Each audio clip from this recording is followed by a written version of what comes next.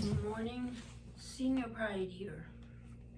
I have a topic this morning that's kind of interested me for a long time, and it's the issue of whether we actually do become more conservative with age or whether that's just a stereotype. So really, how does an aging population influence political and social outcomes? Do we really become more conservative economically and socially, or are we just given that most officials describe the baby boom as having occurred from 1946 to 1964, it's a large population with two very different generational aspects. There are two unique types of boomers, and while we're thought of as one generation, others talk about us as having experienced different kinds of lives. We were raised differently, we were different as we became adults. The two groups are sometimes referred to as leading edge boomers, which is kind of 1946 to 1954 or 5, and Generation Jones, which is 1955 or 56 to 1964. And I will just to be clear, I am from Generation Jones. I was born in 1963. Okay, so what ties all boomers together is that we matured at a time of economic and social change, huge change. Economically, we experienced lives that our parents and grandparents could not have imagined. There was poverty, but for the most part, it was hidden both through social programs and, quite frankly, blatant ignorance.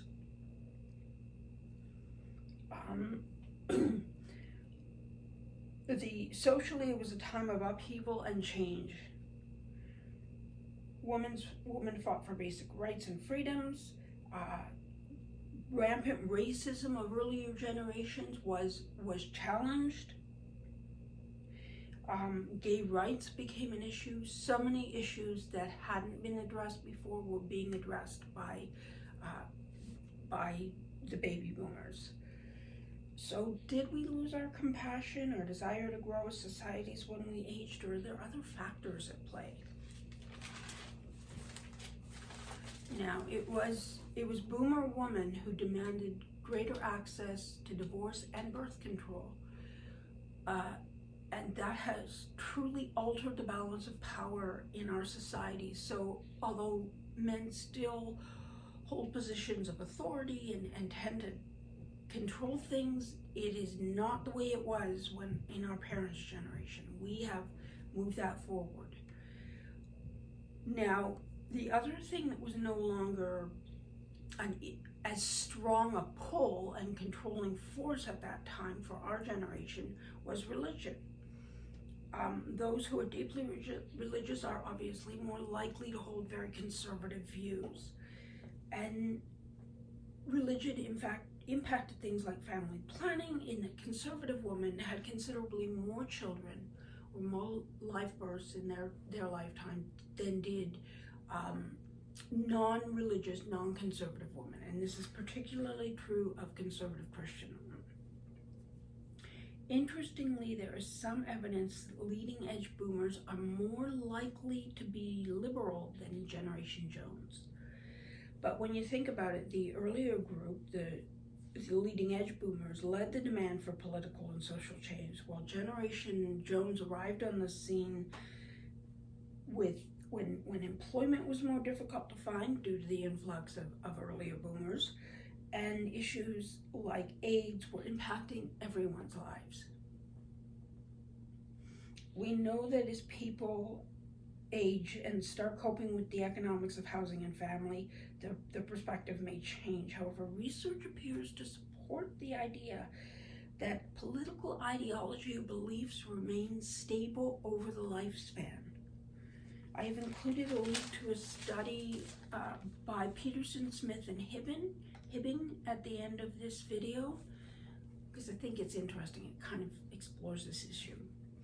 The baby boom generation were far more likely to attend college and university than were their parents and grandparents, which in turn increases liberalism. We know that as people are more educated, their ideas broaden. Gender is also a factor, and while there are certainly conservative women are more likely to be liberal.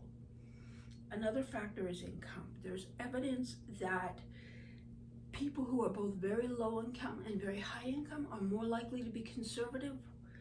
And then when you think about it, because income is tied to education, not entirely, but it tends to be, and liberalism is tied to education, it makes sense that people in that middle group would be more likely to be liberal.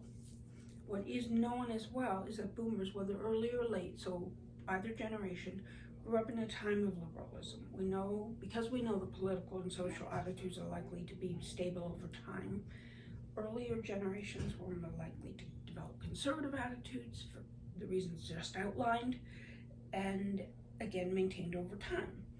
Given that the majority of older people are boomers, the stereotype that older people are most likely to be conservative is just that, a stereotype. So think about your own background, your own experiences. They really did form your beliefs, and your beliefs tend to be stable. If you enjoyed this video, please hit subscribe and explore. And remember, to be a senior is to be proud. Hugs.